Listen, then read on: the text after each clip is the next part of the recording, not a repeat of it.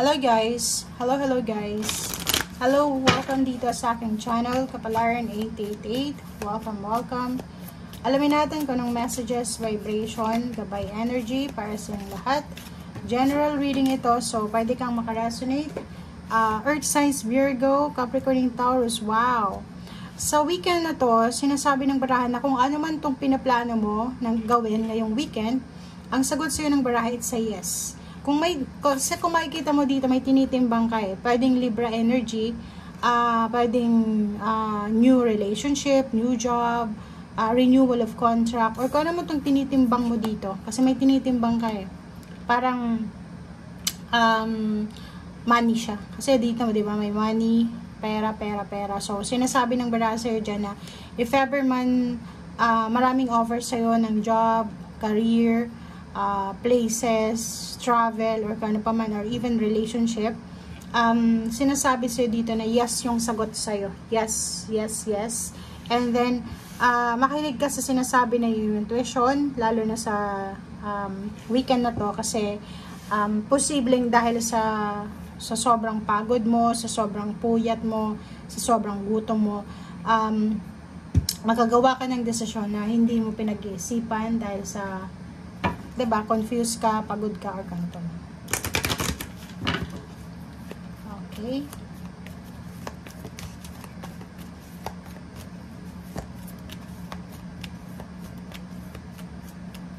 Third signs, Virgo, Capricorn, and Taurus.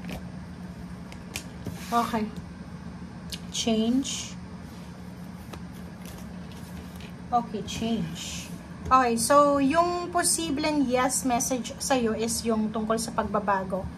Like, yung iba sa inyo dyan, earth signs, minamanifest nyo yung pagbabago ng trabaho, paglilipat ng bahay, paglilipat ng career, pangingibang bansa, or kung ano man to, is near to completion na siya. So, nasa yes card ka na. So, kung ano man tong hinihintay mo, or kung ano man tong binabalak mo, kung ano man tong minamanifest mo, or kung ano man to nagagawin mo, sabi sa'yo ng baraha, nasa tamang direction ka, nasa tamang timing, eto na yung tamang oras para i-execute mo yung planong pagbabago na yan.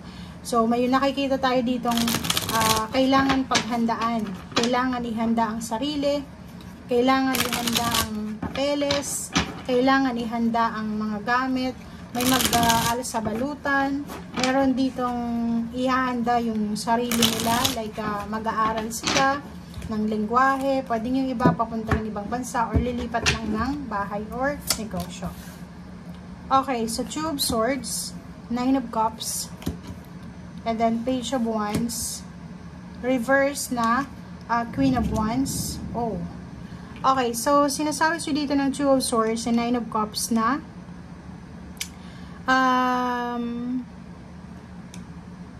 may freedom dito na parang kalayaan to. May iba na, okay, yung iba parang gustong makipaghiwalay sa kanilang asawa, boyfriend, girlfriend. Yung iba parang sawang-sawa na sila sa relationship nila. Parang feeling nila stagnant, or parang feeling nila abuse na yung pagkatao nila. Nakikita ko yung freedom dito. Pwedeng naghahanap ka ng pagkakataon para makaalis sa sitwasyon na ganyan, pero sa weekend na to, imposible pa. Kasi ibig sabihin, wag mong puwersahin yung sarili mo or yung sitwasyon, kasi sa ngayon, hindi pa siya posible. Pero, nandito yung Page of Wands, sinasabi sa'yo na parating yung freedom, parating yung clarity na, or solution or resolution sa'yo, na pwedeng magdala sa'yo ng emotional happiness, emotional contentment, pero sa ngayon, wag mo munang puwersahin. So, yung Two of Swords na to is yung confusion mo, yung medyo confused ka kung puwersahin mo ba yung sitwasyon na mangyari, or ganyan-ganito, or maghihintay ka na lang, or go with the flow.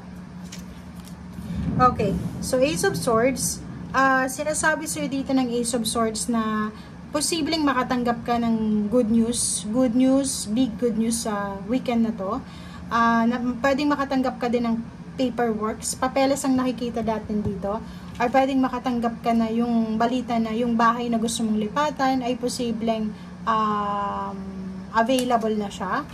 Okay, and 3 of Cups or posibleng, ang good news na to na matatanggap mo sa araw na ito kasi it's a yes card, is posibleng doon sa celebration, pwedeng may mga news of announcement siya, mga rason siya para mag-celebrate, reason to celebrate, may mga announcement of weddings, wedding anniversaries, birthday celebrations, reunions, job openings, or kung ano man itong mga career move na to, okay?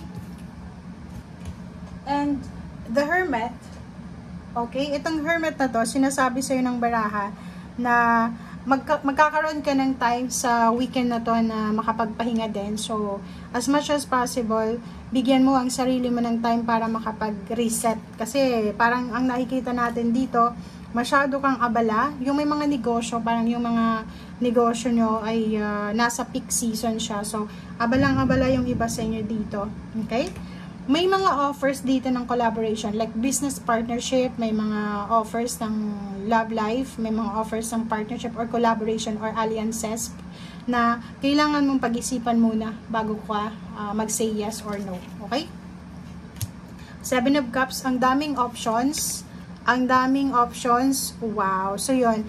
Itong 7 of Cups, tapos itong 6 of Swords, sinasabi sa'yo dito na marami kang posibleng pagpipilian tungkol sa, like, kung gusto mong lumipat talaga sa movement kasi siya, diba? It's a movement, travel, it's a parang decision making. So, kailangan mong parang tawag dito, timbangin yung situation. Same is dito din, diba? Timbangin yung situation, make sure na alam mo kung ano yung gusto mo.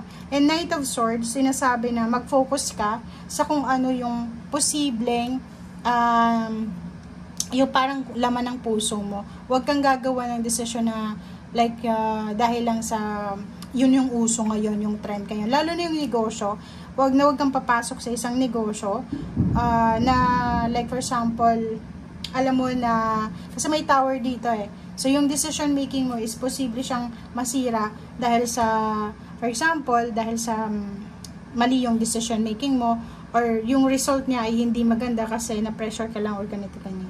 So, dito sa 4 of Wands, wedding, celebration, ceremony, pagbuo ng pamilya, mag-iingat ka kasi kung gusto mong magkaroon ng simpleng buhay, dapat ano lang, huwag mong i-complicate yung situation. Yung 4 of Wands is stability and balance. Walang problema sa iyo eh, 'di ba? So, halimbawa sa family may mga tao na like sa mga in-laws ayaw sa'yo or sa trabaho may ayaw sa'yo, hindi mo na yun problema. Okay? So, thank you for watching guys kasi sobrang kumukulog na and see you again. Bye!